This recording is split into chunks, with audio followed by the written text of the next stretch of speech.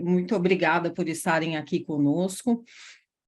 Eu e o professor Joel somos do Programa de Estudos em Gestão de Pessoas, da FIA, que é o PROGEP, e hoje vamos falar sobre liderança e sobre carreira, né? Então, o título da apresentação é Como os líderes gerenciam sua carreira, e no PROGEP nós temos sempre a preocupação de estudar temas muito atuais e também temas clássicos, né? Hoje em dia, carreira e liderança são temas clássicos, são temas que foram altamente estudados, absorvidos pelos pesquisadores e pelo público geral.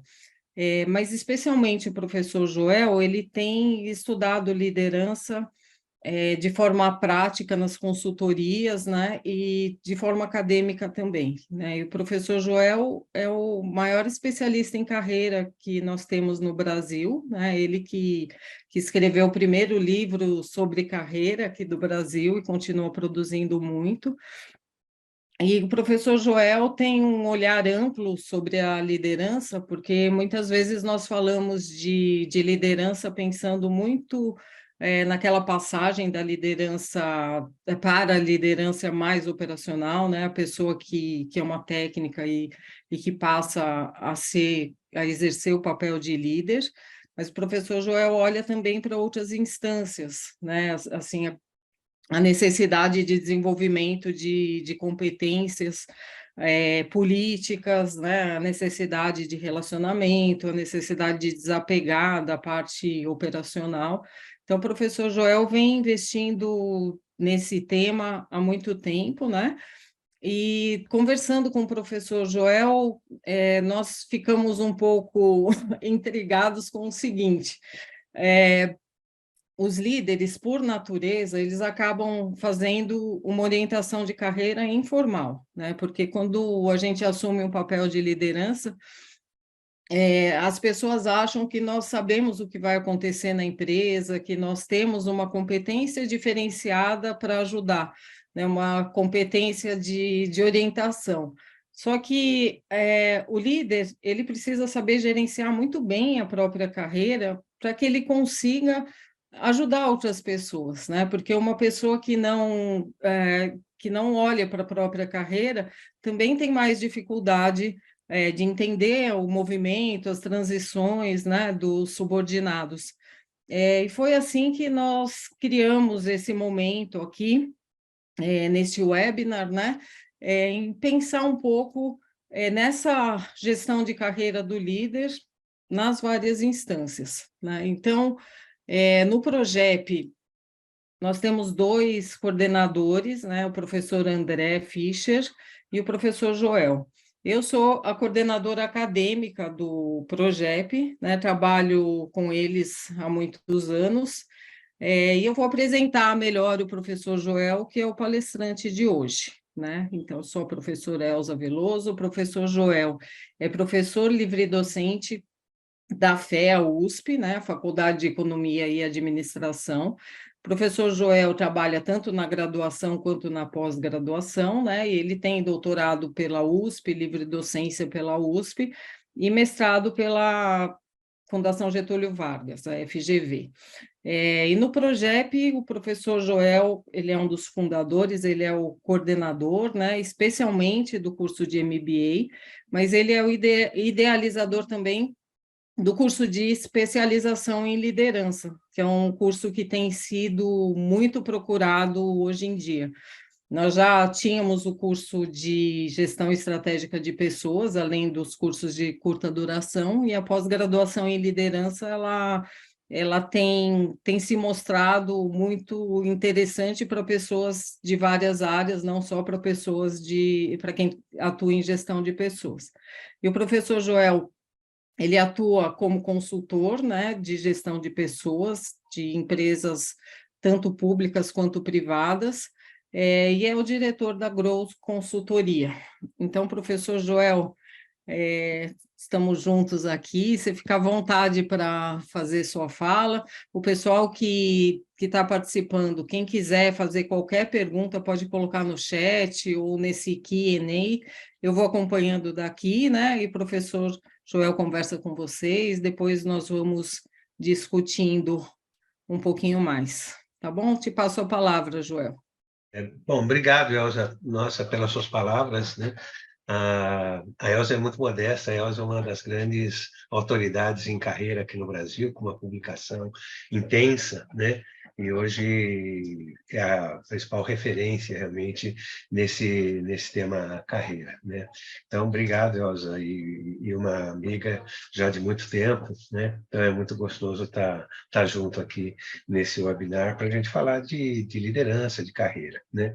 Eu pensei em trabalhar o tema com vocês, né, em dois grandes blocos, né, falar um pouquinho da liderança bem-sucedida, né, e depois falar um pouquinho das transições, né, a gente vai identificando, né, vários degraus, né, na carreira da liderança nas nossas organizações. Claro que isso varia muito do tipo de organização, tamanho da organização, né, mas a gente consegue ter uma visão geral muito boa, né, dessa trajetória da liderança nas nossas organizações. Então, falando primeiro da liderança em si, né, nós, quando começamos a pesquisar a liderança, o nosso objetivo era verificar o que diferenciava, né, um líder, né, bem-sucedido, né.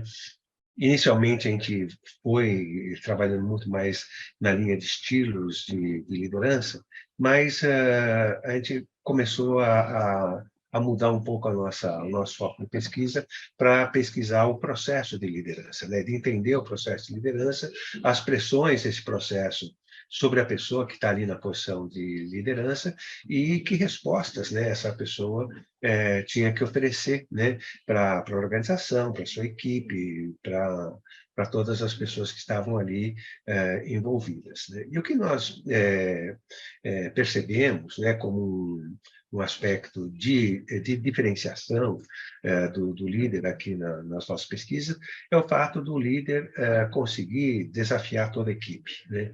Então, esse foi um marco, uma característica comum, né, dos líderes bem-sucedidos, e nós vimos que a questão do estilo, claro que ele é importante, mas ele teve até um papel secundário, né, nesse sentido, porque nós vimos pessoas com diferentes estilos sendo muito bem-sucedidos, né, muito bem-sucedidas, e o que nós vimos como marca, né, dessa liderança bem-sucedida foi exatamente o fato dessas pessoas desafiarem todas as pessoas da equipe, né?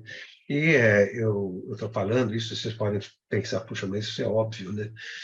Mas não é tão óbvio, né? Nós observamos que a maior parte, né, dos nossos líderes acaba se apoiando em uma ou duas pessoas da equipe, né, por conta de empatia, de afinidade, ou porque as pessoas respondem bem aos seus estímulos, né? E daí o líder acaba se apoiando nessas pessoas e negligenciando, né, o desafio para as demais, né? As demais vão estar fazendo um trabalho mais rotineiro, sem grandes sobressaltos, sem grandes desafios, né? Então, isso nos chamou muito a atenção, né, o fato das lideranças bem-sucedidas eram aquelas que conseguiam, né, colocar todo mundo na roda, conseguiam desafiar todas as pessoas. Claro que cada uma era desafiada dentro da sua capacidade, né? Também nós vimos algumas experiências de liderança muito interessantes quando o próprio líder, né, ele vai estimulando aquelas pessoas mais sêniores da equipe a desenvolverem as pessoas mais júniores, né? Então, esse esforço de desenvolvimento, né, de desafiar as pessoas, não fica só na mão do líder, né? Isso vai sendo distribuído para a equipe como um todo, né? E o que nós percebemos também, né, nessa nossa pesquisa, que a grande dificuldade, né, das lideranças de desafiarem os membros da sua equipe de trabalharem isso adequadamente, eram dificuldades comportamentais, né? Normalmente, o nosso líder aqui no Brasil é aquela pessoa bem-sucedida tecnicamente ou funcionalmente, né? Ou numa atividade operacional, então ela vai assumindo posições de liderança por conta do seu destaque, mas nem sempre são pessoas capacitadas, vocacionadas, né, para a liderança. E nós vimos que uma grande deficiência, né, da nossa liderança não era uma deficiência de conhecimento técnico, era uma deficiência na linha comportamental, que hoje nós chamamos de soft skills, né? Isso nos chamou muita atenção e nós começamos, então, a trabalhar a possibilidade de desenvolvimento dessas habilidades comportamentais, né? E nós vimos que as pessoas, né, de uma forma geral, elas têm condições de desenvolver nessas habilidades desde que ela queira, né? Desde que ela se prontifique, ela se esforce nesse sentido, né? Como qualquer habilidade, né? O desenvolvimento da habilidade comportamental você faz através de exercícios, né? Quer dizer, você tem que exercitar para desenvolver essa habilidade, né? Então, e esse exercício você tem que fazer com outras pessoas, né? Então, isso implica em você ir criando rituais, você criando uma atenção, né, especial para o desenvolvimento dessas habilidades. E de você percebendo, né, que as habilidades ou que aspectos são importantes você desenvolver em você, né? E isso varia muito de pessoa para pessoa, né? Depende muito da formação, da trajetória dessa pessoa, das suas características de personalidade, né? Então, não tem uma fórmula, né? Mas a gente consegue perceber, né, onde realmente a gente tem maiores dificuldades no relacionamento com a equipe, no relacionamento com outras pessoas dentro da organização, e a gente vai conseguindo, então, desenvolver esse trabalho de desenvolvimento de habilidades comportamentais, né? Então, esse é um primeiro ponto, né, que eu queria trazer para vocês, e essa dificuldade, né, de habilidades comportamentais, a gente percebe que ela perpassa, né, toda a liderança da organização, desde do nível estratégico até o nível operacional. A gente vai observar essas dificuldades muito presentes, né? Então, é muito importante nós estarmos atentos, né, a essa necessidade de desenvolvimento, né? Então, é claro que a gente não vai negligenciar outros aspectos, né, de desenvolvermos as nossas habilidades de gestão de recursos, de gestão do negócio, de eventualmente um aprimoramento técnico, né, e que são também aprimoramentos necessários para manter a nossa legitimidade, né, na liderança do negócio, de uma determinada área dentro da organização, né? Mas eu diria que o aspecto mais sensível, né, para o sucesso, para o nosso crescimento como líderes é realmente o aspecto comportamental. Então, esse é um primeiro ponto que eu queria trazer para vocês, né? A gente já teve a oportunidade de discutir isso em outras oportunidades, né? Mas eu queria agora centrar um pouco essa discussão da carreira, né, do líder, né, dentro da organização. Então, um primeiro momento, né, um primeiro passo dessa liderança é quando você assume ou uma liderança técnica ou funcional, né, se você está numa atividade mais técnica ou funcional, e normalmente é uma atividade onde você vai coordenar, né, tecnicamente ou funcionalmente um grupo, né? Então, sei lá, sou engenheiro, eu vou, na área de desenvolvimento, eu vou coordenar tecnicamente um grupo, né, que está fazendo desenvolvimento, mas eu também vou executar ações, né? Então, normalmente, quando a gente está nesse nível de liderança, né, nós estamos, além de liderar um grupo, nós também estamos envolvidos, né, na própria parte técnica, na parte funcional. É isso se nós pegamos uma liderança mais funcional técnica. Se nós estamos numa atividade mais operacional, né, Normalmente, na liderança operacional, a gente tem dois estratos, né? Um extrato onde você está fazendo uma liderança de uma situação mais estruturada, né? Então, no call center, você está liderando um grupo de atendentes, né? Ou numa linha de produção, você está liderando operadores, né? Então, essa normalmente é uma liderança onde você está liderando pessoas numa atividade mais estruturada, né?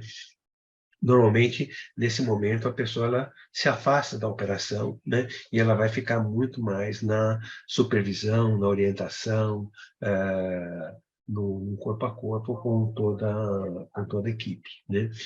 Um extrato um pouco mais sofisticado, né, dessa liderança operacional é quando você está liderando operações já interligadas, né, ou não tão rotineiras. Por exemplo, você fazer a liderança numa indústria da área de manutenção, né?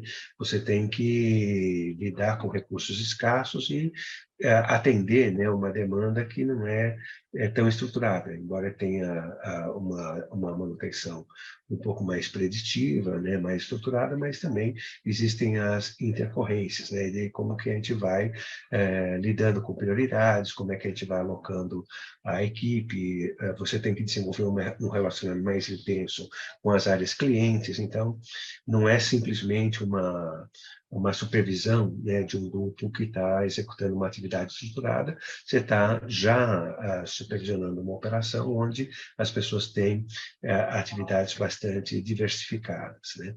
Então, esse primeiro degrau da liderança, ou numa liderança de vendas, né, onde você está supervisionando um grupo de vendedores, e você está junto com essas pessoas, né, também na atividade de vendas.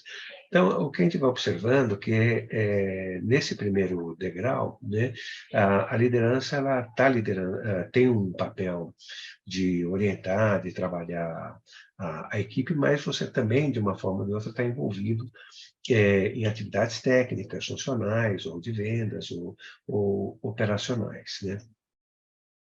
E aqui já você tem um diferencial importante, né, no seu trabalho, porque você começa a se tornar um exemplo, né, uma referência, né, para as demais pessoas, e isso acaba gerando, né, em nós, né, uma necessidade de atuar como um exemplo, né, um exemplo em termos técnicos, um exemplo em termos comportamentais, né?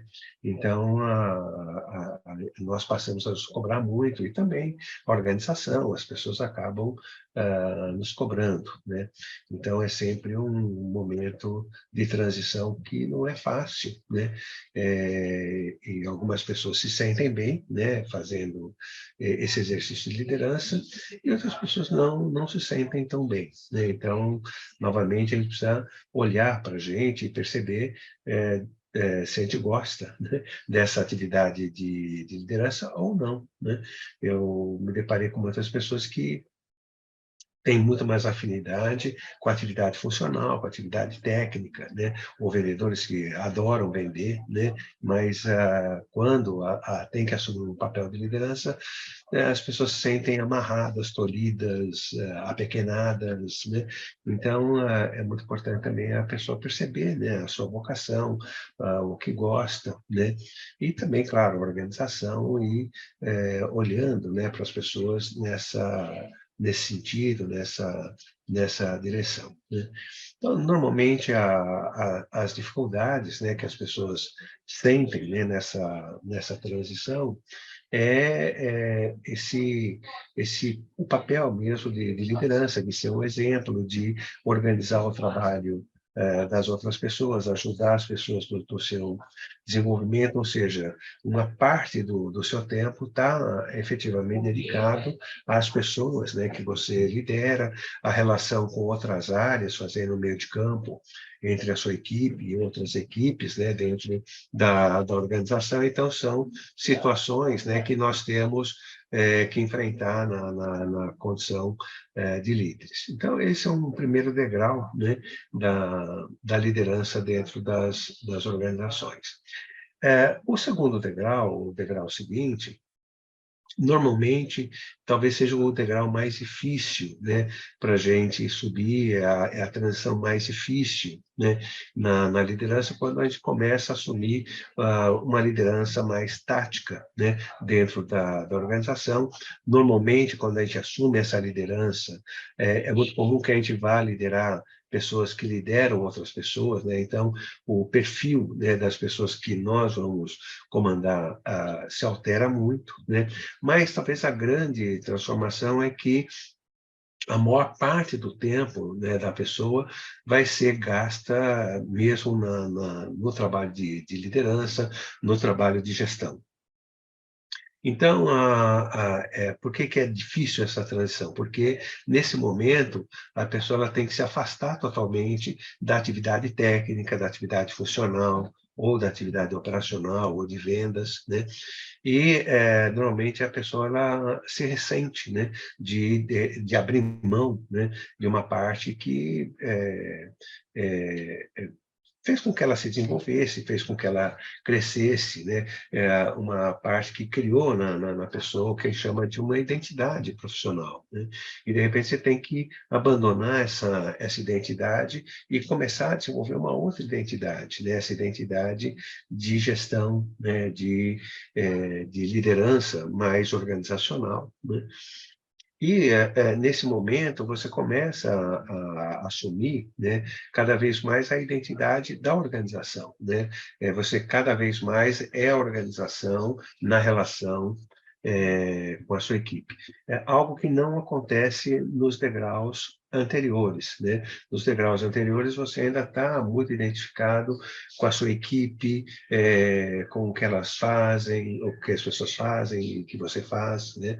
Mas nesse degrau do nível tático, você começa a se distanciar, né, dessa parte técnica e funcional e começa a se aproximar muito das necessidades, da dinâmica, né, organizacional.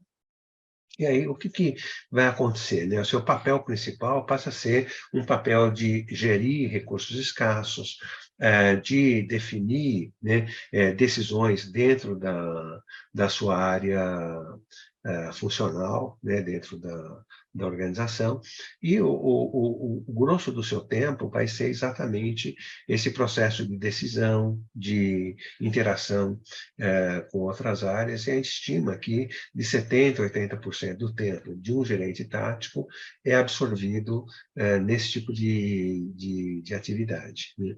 Então, aqui nós temos alguns desafios novos, né? A pessoa ela começa a ter que entrar no que a gente chama de arena política da organização, né? Cada vez mais, o seu trabalho vai ser um trabalho de relacionamento com outras áreas, né? Com seus pares, né? Então, não é mais só um relacionamento com a sua equipe, né?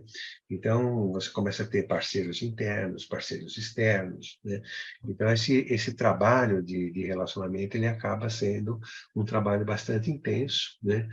E eu me lembro quando eu assumi a minha posição gerencial, tinha dias que eu saía, falei, puxa, eu fiquei o dia inteiro hoje em reunião, não fiz nada, né? Então, na minha cabeça, a gerente ficava o dia inteiro em reunião e não fazia nada. Então, até você ir percebendo, né, exatamente qual é o seu papel, o seu novo papel dentro da organização. E esse processo, ele é muito difícil para a maior parte das pessoas, né? Porque você vive algumas mudanças muito intensas, né? Você vai sair daquele ambiente que você dominava e, de repente, você vai entrar agora nesse ambiente que a gente chama de arena política, desse relacionamento que vai absorver uma boa parte do seu tempo, né? E o que acontece é que você é expropriado, né, daquilo que você ama fazer, né? Aquilo que você fazia com devoção, com carinho e tudo mais, você não tem mais tempo para fazer, né?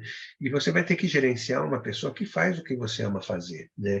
E essa é uma parte muito difícil, né? De repente, né, você sente um ciúme muito grande, né, daquilo que você fazia e agora é uma outra pessoa que está fazendo no teu lugar, e como é que você vai lidando com isso, né? Nem sempre a pessoa vai fazer do jeito que você gostaria que fosse feito, ou da forma que você fazia, né? E aí como é que você vai trabalhando isso com você, né? Essa é uma parte sempre muito difícil, né? Então, aqui entram alguns cuidados, né? No lado da organização, nós temos recomendado que a organização olhe, né, para pessoas que tenham vocação, né, tenham apetite para atuar nessa área de gestão, né, nesse ambiente de arena política, né, da organização, e a gente vai tendo a necessidade de verificar também se a pessoa ela tem essa característica de liderança e de atuação nessa arena política, né? Então, normalmente, um ponto que nós observamos, né, nas pessoas é o quanto que essas pessoas elas têm empatia, né? Conseguem se colocar no lugar do outro, né? O quanto que essas pessoas têm flexibilidade para negociar seus pontos de vista com o ponto de vista das outras pessoas, né? Então, esse aspecto da empatia, da flexibilidade, a gente percebe que são aspectos muito importantes para você perceber, né, o quão pronta, né, essas pessoas estão para essa arena política, esse novo patamar da liderança mais tática dentro da organização. E nós temos tido muito bons resultados quando esse gestor, né, ele senta na cadeira de gerente e um gerente mais experiente atua como mentor, né, dessa pessoa que está chegando. Então, buscar essa orientação, essa mentoria, acaba sendo muito importante, né? Porque normalmente você está vivendo uma transição muito grande na sua vida, na sua carreira, e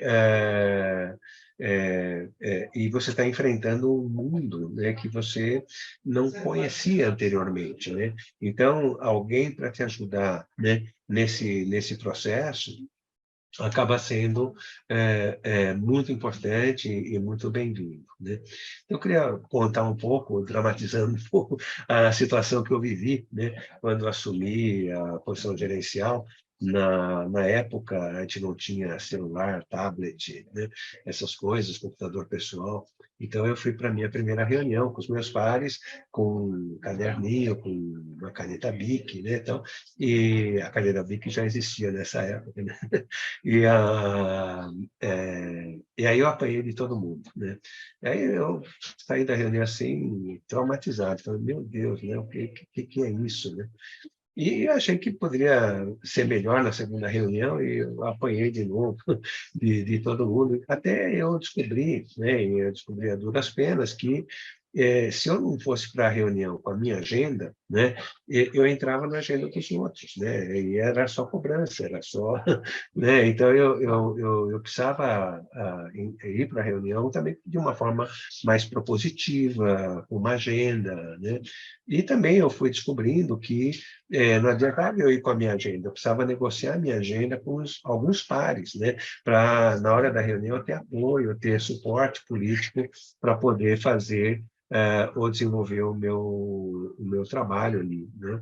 Então, o que eu tenho observado é que quando você tem um mentor, né, essa pessoa te ajuda, né, nesse processo de entender esse papel, de entender esse momento novo, né, que você está vivendo na organização. Então, é muito importante a gente perceber que essa é uma fase difícil, né, de transição, né, tanto para as pessoas como para a organização, para o time, para a equipe, né, e isso acaba sendo extremamente relevante. Então, esse é um estágio, né, um degrau da carreira do líder, né, muito importante, né, e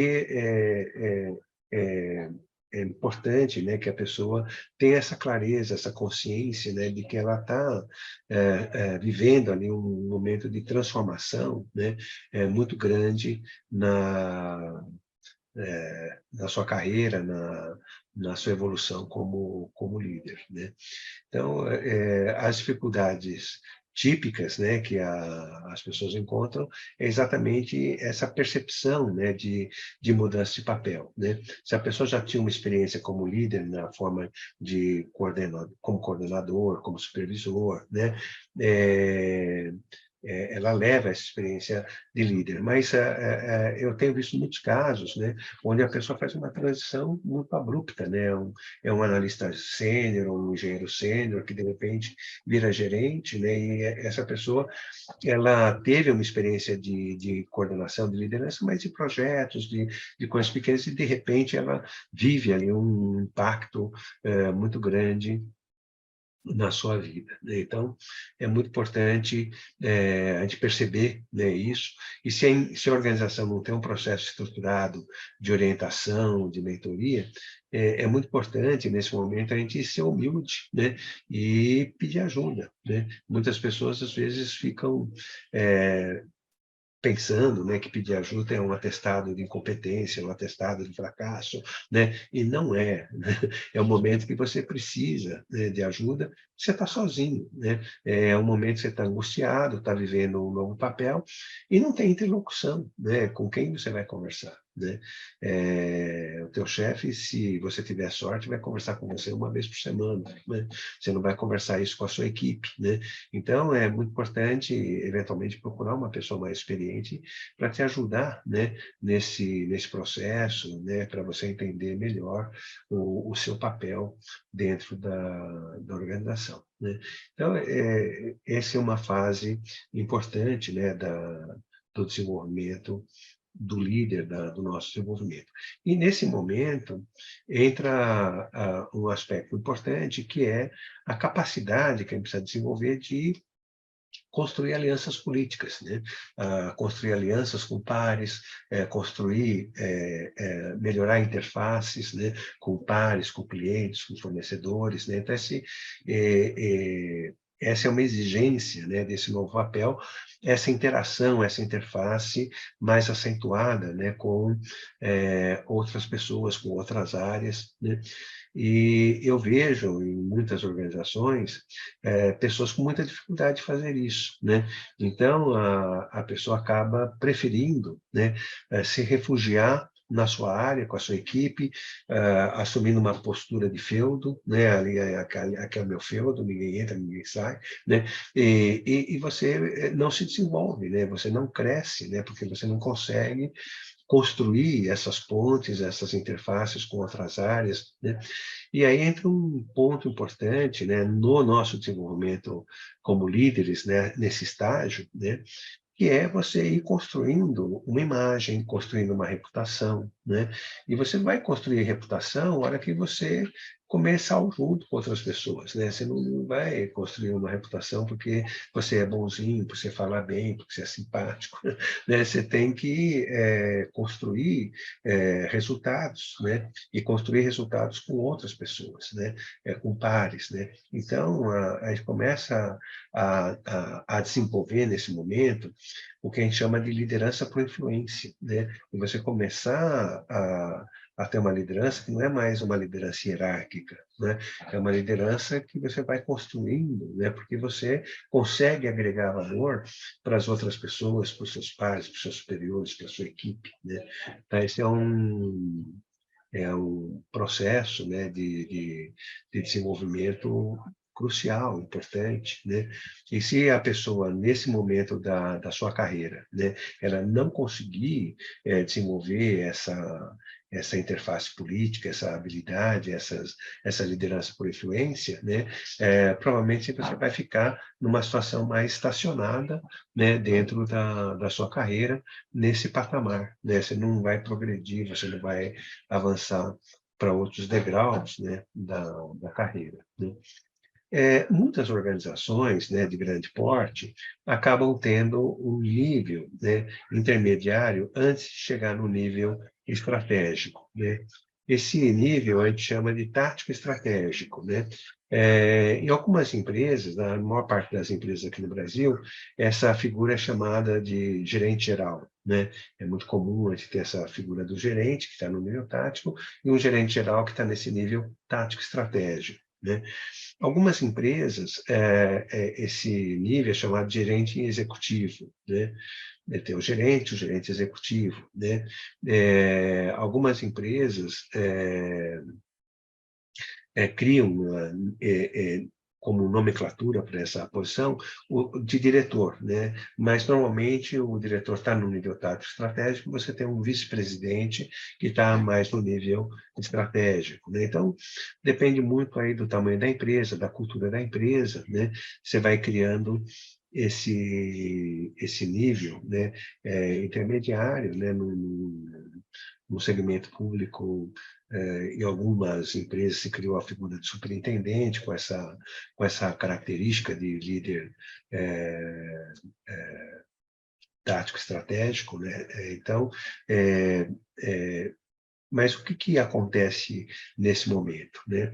Normalmente essa posição, a pessoa está cuidando agora de um macro processo, né? Dentro da organização, né? E é muito comum, né, a pessoa, nesse momento, ela se distanciar ainda mais, né, da sua área de atuação, né? Então, pegando um exemplo dentro da minha área de recursos humanos, porque eu sou um analista de remuneração sênior e, de repente, eu assumo, né, a gerência de remuneração da empresa, uma empresa grande, né?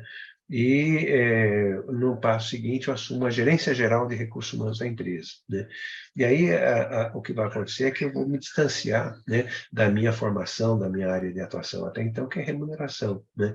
Eu vou ter que olhar relações sindicais, eu vou ter que olhar desenvolvimento, captação, enfim, eu vou ter que entrar, né, em outras áreas de gestão de pessoas que talvez eu não tivesse até então tanta familiaridade, né?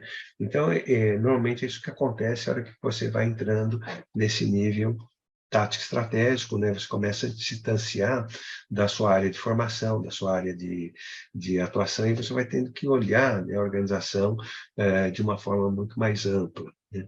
E, normalmente, você já é instado a pensar a organização como um todo, né? Não só olhar o seu macroprocesso, mas olhar os demais macroprocessos, como eles se integram, né? Como eles se articulam, né? E, normalmente, né, nas organizações de grande porte, né, esse nível é o nível responsável pela inovação, né? Porque é um grupo que tem essa característica de conhecer muito bem o processo, os macroprocessos, a interação entre eles, né? Então, são pessoas que têm uma visão sistêmica da organização muito boa, né? E são os grandes responsáveis pela inovação dentro das organizações. Então, se eu tenho esse grupo, né, como um grupo conservador, como um grupo pouco disposto, né, a se repensar, a inovar, isso traduz, né, para dentro da organização, uma organização também pouco inovativa, que vai inovar muito pouco, né, que vai assumir uma postura mais conservadora de manutenção do status quo, né? Então, é muito importante, né, do lado da organização, quem que eu estou trazendo para esse nível, né, de tático estratégico, e as pessoas que estão nesse nível, né, como é que elas também se percebem, né, como agentes de inovação, como agentes de mudança dentro da organização. Se a organização não tem esse nível tático estratégico, né, tem um nível tático e estratégico, normalmente o nível tático é o responsável pela inovação dentro da organização. Então, se esse nível, né, dentro da empresa, ele é um nível, um grupo de pessoas extremamente conservadores, e isso pode gerar um grande problema para a organização em termos de velocidade da organização de responder aos estímulos, né, que vêm do ambiente externo. Então, esse é um ponto importante, e normalmente, então, essa dificuldade que as pessoas têm é de sair, vamos dizer, das suas áreas de atuação e começar a desenvolver essa visão mais sistêmica, mais ampla, né, da própria organização. Nessa fase, né, nesse nível tático estratégico, é muito importante a pessoa começar a desenvolver cada vez mais um olhar para fora da organização, né, de observar que as outras organizações estão fazendo, os concorrentes, o mercado, as tendências do mercado, tendências tecnológicas, né, oportunidades e ameaças para a organização. Então, esse nível, né, ele é muito importante nesse trabalho. E o que nós observamos, né, na maior parte das nossas organizações, é um grupo ainda muito voltado para dentro da organização, né, e tem muito pouca conexão, né, com esse mundo externo, mas esse nível, né, ele já tem que ter esse nível, esse contato, e eu diria que essa relação com o ambiente externo é que vai preparando essa pessoa, vai dando legitimidade para essa pessoa para pensar no passo seguinte, que é o nível estratégico, né? E aí, no nível estratégico, né, que então é o próximo passo, né, há uma mudança muito radical também do papel, né, da pessoa e das exigências, né, sobre esse líder, né? Porque agora, embora às vezes seja a figura de um diretor ou um vice-presidente de uma área X, né, essa pessoa ela tem que olhar a organização como um todo, né? Ela tem que pensar a organização como um negócio, né? Tá preocupado com os resultados financeiros, com os resultados operacionais, enfim, está preocupado com a organização no seu sentido mais amplo, né? E a expectativa é que essa pessoa, né, ela comece também a influenciar o ambiente externo a favor da organização, né? Observando esse ambiente externo, o que está acontecendo. Então, a importância desse grupo mais estratégico da organização ter muitas conexões fora da organização, né? Para influenciar, para perceber, para ter informações que possam ajudar a organização a aproveitar oportunidades, a mitigar ameaças, né? E o que nós observamos, né, que nesse nível a pessoa ela vai construindo reputação, ela vai construindo um espaço político dentro da organização, na medida que ela consegue alimentar os seus pares com informações do ambiente, informações do que está acontecendo, de tendências, né? Então, essa capacidade da pessoa ter esse olhar, né, para fora da organização passa a ser extremamente crítico e importante, né? E nesse nível, né,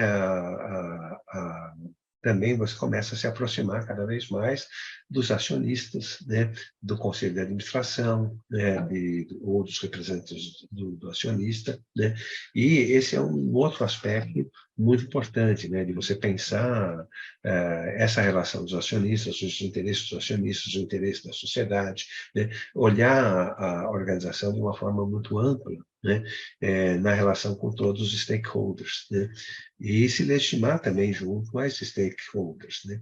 E essa é a condição para a pessoa assumir daí uma posição de liderança maior, né? Que é, eventualmente, comandar um negócio, né? Ou vários negócios, né? Dentro da organização, e aí, na figura de um presidente executivo, de um CEO, de CEO, né, que você pode ter diferentes papéis, né, dentro da organização nesse comando, né?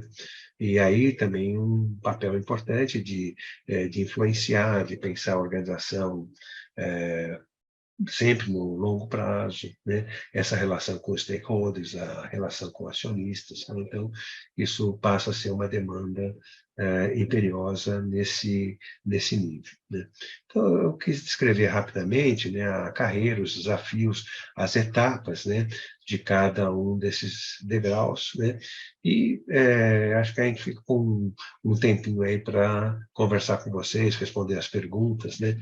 E aí eu passo a bola de novo para a Elza. Elza, por favor.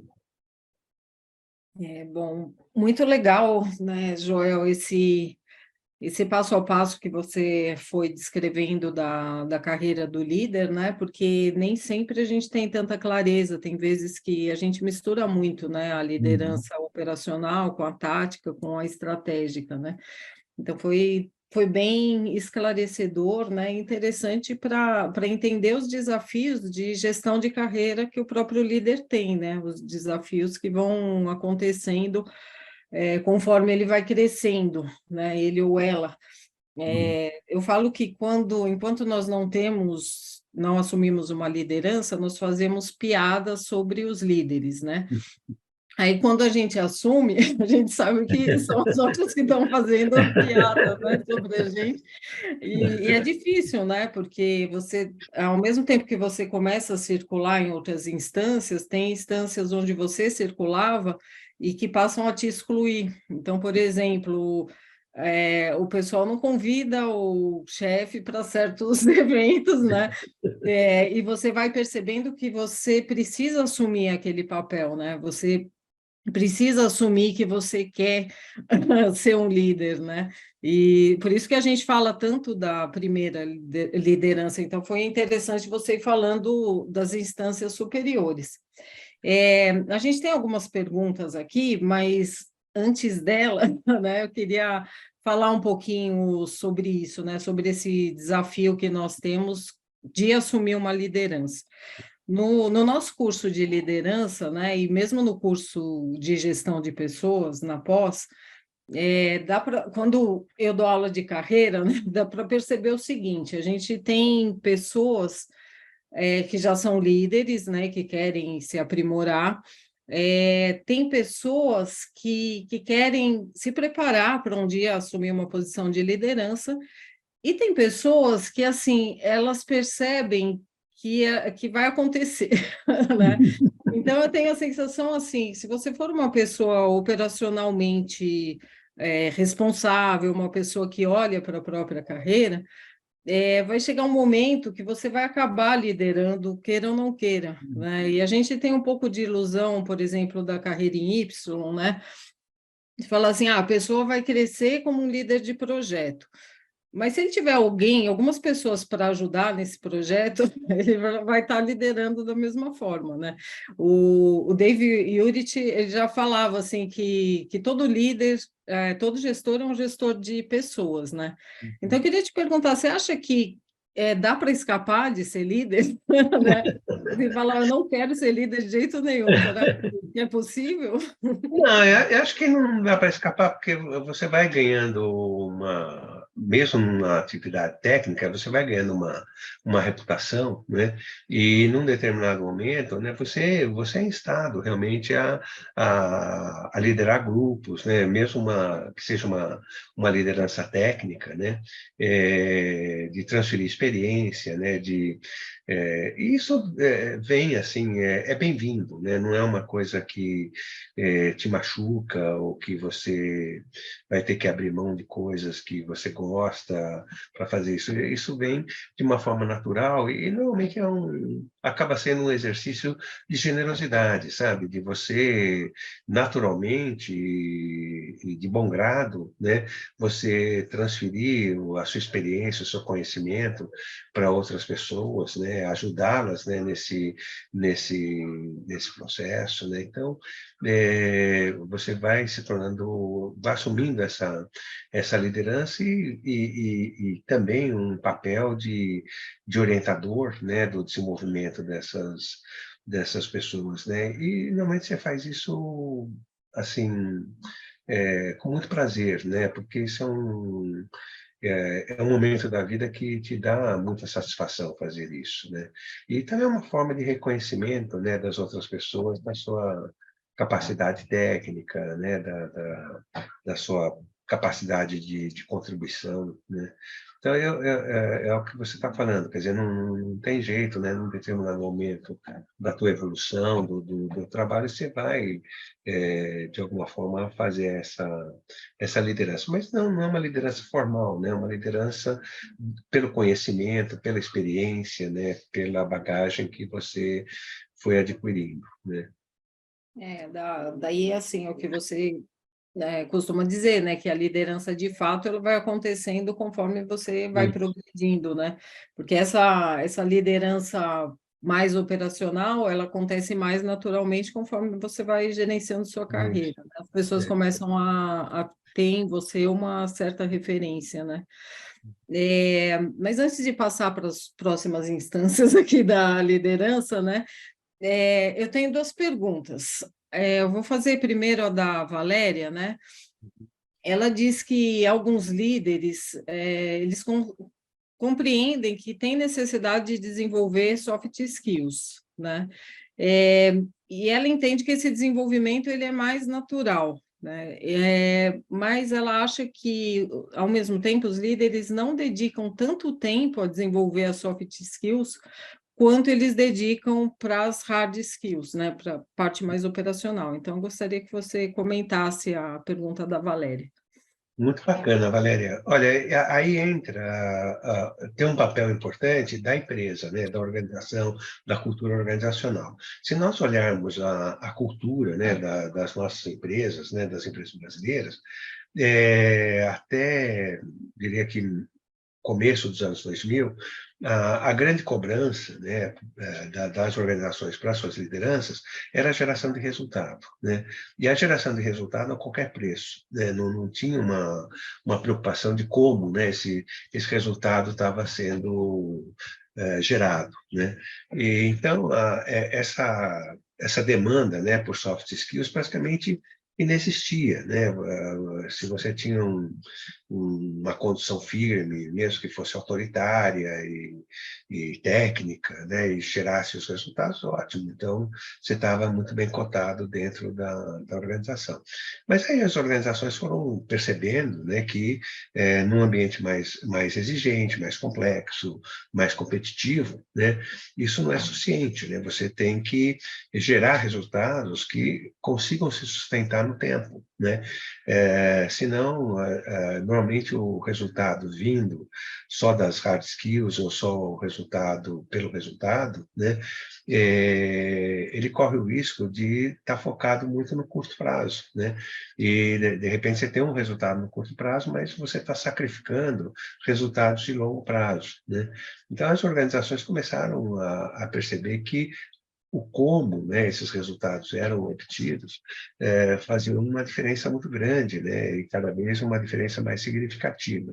Então, a gente vai observando, né, a partir da primeira década dos anos 2000, né, um crescimento, né, da cobrança, né, do como a pessoa chegou nos resultados, e na segunda década de 2000 isso ficou mais espraiado, isso ficou mais evidente, né, na maior parte das organizações. Então, tem um aspecto importante, né, de quem você valoriza dentro da organização, né? Se você valoriza, né, aquelas pessoas que conseguem o resultado a qualquer custo, né, eh, você não tem nenhum estímulo, né, para o desenvolvimento das soft skills, né? Na medida que você tem uma organização que cobra, né, o como a pessoa chegou nos resultados, você começa a ter um maior estímulo, né, para que as lideranças desenvolvam soft skills. Então, tem um lado da cultura da organização, do contexto, da cobrança, né, de quem a organização está valorizando, né? Então, esse é um ponto importante, né? Esse é um dado. Outro dado é a própria subsistência, né, da pessoa na liderança, né? Então, a gente vai observando, ao mesmo tempo, né, além dessa consciência das organizações, nós vamos observando as pessoas, né, cada vez mais exigentes, né, na relação com a organização, com as suas lideranças, né? E aí a gente vai observando também que aquela liderança que não consegue se desenvolver como líder nessa parte de soft skills, ela vai tendo cada vez mais dificuldade, né, de manter a sua legitimidade como líder, né, perante a organização, perante seus pares, perante a sua equipe, né. Então, há uma pressão hoje do contexto que nós vivemos para esse desenvolvimento. E eu diria que isso foi acentuado com a pandemia, né? A pandemia exigiu muito desenvolver soft skills por conta do trabalho à distância, né? E hoje a gente tem ainda esses requisitos, né? No caso da mão de obra mais qualificada, né? A maior parte das empresas brasileiras estão com um trabalho híbrido, né? Uma parte trabalha presencial, uma parte trabalha à distância. Então, essa realidade ela tem exigido muito da nossa liderança, né? Então, e a gente observa isso até pela demanda das organizações sobre nós, né? A gente tem recebido muita demanda, né, das organizações para desenvolver nas lideranças soft skills, né? A grande demanda hoje das organizações sobre nós aqui é na desenvolvimento de soft skills, né? Não é mais desenvolvimento de hard skills, né? Não é desenvolver a pessoa fazer planejamento, organização, controle de resultados, né? A demanda é como desenvolver liderança, feedback, engajamento, inteligência emocional. Essa vem sendo a demanda crescente, né, sobre nós. E é sinal dos tempos, né? Então, eu acho que há uma pressão hoje muito grande do contexto que nós vivemos para o desenvolvimento das soft skills. Não sei se eu respondi. Será? Muito mais, muito bom. Que realmente, assim, as soft skills, elas demandam mais experiência, né? Assim, leva mais tempo para desenvolver, né? Por isso que essa preocupação, né? Não vem de fora, na verdade, você tem É. que ir autodesenvolvendo, né? E assim, daí a gente pode imaginar a liderança em termos de número de pessoas, né? Mais ou menos como um funil, né? Tem mais gente no nível operacional, menos pessoas no nível tático, e poucos estarão no nível estratégico, né? E quando a gente chega na liderança tática, daí esse já não é um processo tão natural, assim, de repente, ó, a liderança aconteceu, né? Eu fui crescendo e acabei liderando, né? Tendo um cargo mais operacional de liderança. Daí começa a ser uma questão de vontade, né? De você Sim. ter energia para fazer isso e de você encontrar que é algo que você fala bastante, né, da parte política, você encontrar novas maneiras de fazer sua network, porque a gente faz network muito com quem a gente gosta, né?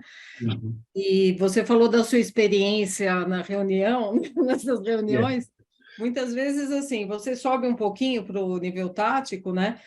Pessoas que passam se tornam seus pares de repente, elas começam a te tratar de uma forma competitiva, né? Antes elas eram amigáveis, aí elas começam a estabelecer um fogo amigo e tem vezes que não tão amigo. Não, não. E aí que você precisa querer, né? Você precisa Exato. querer se desenvolver. E daí eu vou emendar a pergunta da Valéria, não, desculpem, da Gisele, né? A Valéria foi a que perguntou anteriormente. Então, a Valéria fala, resumindo um pouco, que assumir essa parte política depende de motivação. Mas ela entende ou pergunta, né, se essa motivação tem a ver com as características da pessoa, né? Por exemplo, ela colocou traços de personalidade. Se tem pessoas que, por natureza, se desenvolverão de uma forma mais tranquila e outras que terão mais dificuldade. É. Então, essa questão, né, da liderança vem sendo muito trabalhada já há muitos anos, né, e o que a gente observa é a junção de duas coisas, né. Claro que você vai ter pessoas que, pela forma como elas foram socializadas e tudo mais, elas acabam tendo uma maior facilidade, né, para fazer esse trânsito político, para desenvolver, né, essa liderança com influência, né? Mas, do outro lado, isso também é uma habilidade social, né? Então, é algo que você consegue desenvolver, né? Se você realmente estiver atento, né? Mas o que a gente observa é que tem alguns aspectos, né, que eles acabam sendo muito importantes, né, nesse processo de desenvolvimento. Então, um primeiro, né, é isso que a gente falou da empatia, né, de você conseguir se colocar no lugar do outro, de você enxergar o outro, né? É muito interessante, né, só pegando essa habilidade, quando você entra numa reunião, né, eu tenho visto muito isso, o pessoal fica olhando para o celular, para o tablet, né, e é muito interessante se você deixar de olhar para o tablet e para o seu celular e começar a olhar para as pessoas, né? E aí você vê que, de repente, alguém fala alguma coisa, aquilo pegou mal em alguém, né? Você percebeu que, né, aconteceu alguma coisa ali. Aí você fica pensando, por quê, né? O que que aconteceu? E da hora que você vai, então, observando as pessoas, né, a linguagem corporal, né, você vai começando a entender melhor as pessoas, entendendo melhor as reações, né, a forma como as pessoas estão falando as coisas, às vezes a forma, né, com que elas estão falando gera resistência, né, e não o que elas estão falando, não é o conteúdo, mas a forma, né? Então, você vai pegando esse traquejo, né, é, de, de percebendo melhor as pessoas, de se colocar no lugar das pessoas. Então, esse exercício de empatia, né, ele é alguma coisa que você pode desenvolver, desde que você queira, né?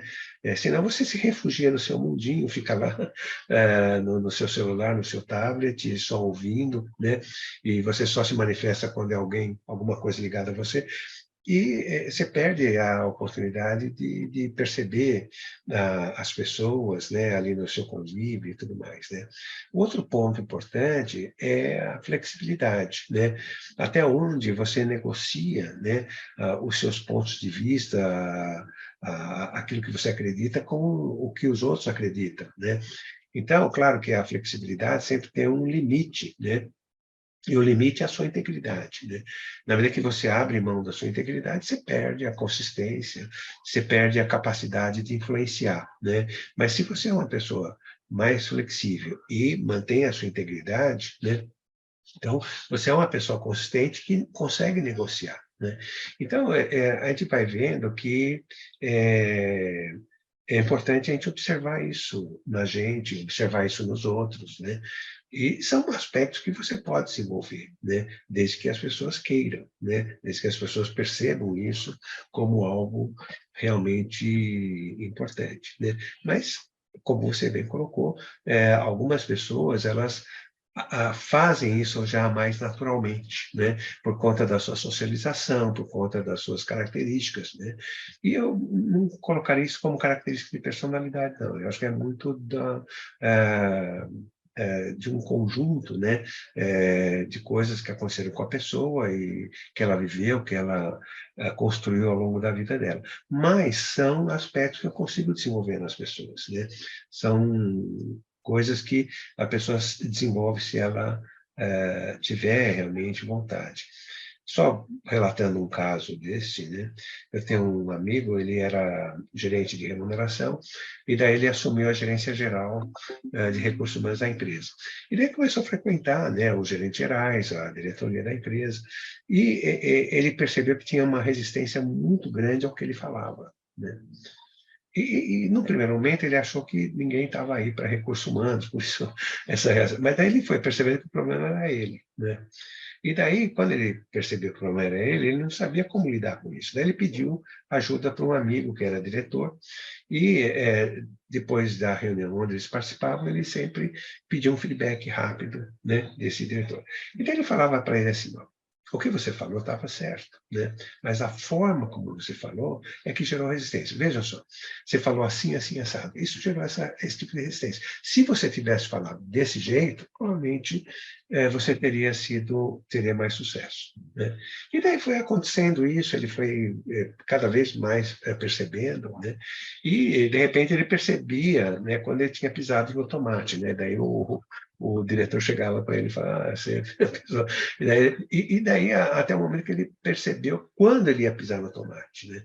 E daí não pisava. Então é impressionante como a carreira dele decolou a partir dali. A partir desse momento, né, que ele conseguiu fazer esse ajuste, a carreira dele foi embora, né? Foi uma carreira meteórica, uma pessoa muito capaz, né? Muito esforçada, e a hora que ele conseguiu, né, destravar esse lado, ele conseguiu crescer muito, né? Mas obrigado pela pergunta, viu, Valéria, né? Não, agora foi A Gisele. Gisele, né? Obrigado, Gisele. Bom, eu vou encerrar aqui com um comentário, né? E talvez uma pergunta, porque a gente também não vai ter tempo de continuar muito, né? Uhum. Mas, assim, mesmo conforme a gente vai crescendo na liderança, né? existe essa oportunidade de ter um olhar amplo, né? A parte operacional ela também não pode ser negligenciada, né? Uhum, Porque assim é a parte operacional que faz também a uhum, roda girar, né? A sim. gente não perder prazos, fazer tudo acontecer, né? E daí o Renato ele diz assim, ó, que no seu livro você fala, né, que a liderança cada vez mais se assenta na capacidade do líder de conciliar expectativas, né? Mas conforme o tempo vai passando, as pessoas também manifestam mais suas expectativas, né? Tem expectativas diferentes, né? E o Evaristo ele fala também que delegar também não pode ser o que ele colocou entre aspas, delargar, né? Largar as obrigações operacionais. Então, para fechar, eu gostaria que você comentasse, né, com o Evaristo e o Renato, e aí a gente vai encerrar. Poxa, obrigado, Evaristo e Renato. Olha, belas questões, né? O que a gente observa, né, dentro desde da década de 80, fora do Brasil, a partir dos anos 90, né, cada vez mais a liderança ela se legitima, né, quando ela consegue agregar valor para as pessoas com as quais ela se relaciona, né? Então, membros da sua equipe, pares, chefes, parceiros, né? Então, a liderança ela vai ganhando legitimidade na medida que o líder, né, ele consegue fazer esse alinhamento de expectativas das pessoas, da organização, né? E as pessoas sentem que elas estão se desenvolvendo, elas sentem que na relação com aquela pessoa tem ali uma agregação de valor, né? Então, isso que vai legitimar, né, a liderança, e cada vez mais isso é verdade no mundo contemporâneo, né, na realidade que nós vivemos, né? Então, essa questão, ela acaba sendo muito crítica, né?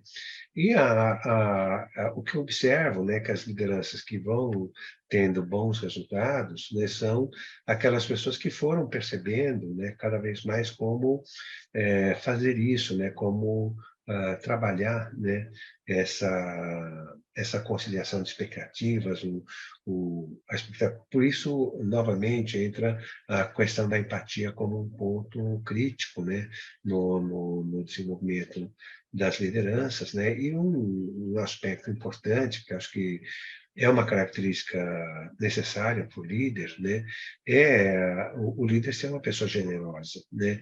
Uma pessoa disposta realmente a contribuir, né, para as outras pessoas, né? Eu acho que dificilmente a pessoa, né, vai ter sucesso na liderança se ela tiver uma postura egoísta, né, mesquinha, né? Acho que o que a gente tem observado cada vez mais, né?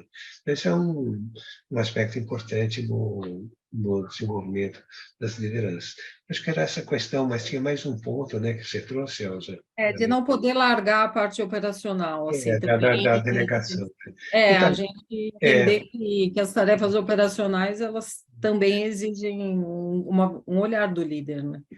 a delegação é um ponto muito crítico, né, na liderança aqui no Brasil. No mundo inteiro né, mas aqui no Brasil é muito mais, né.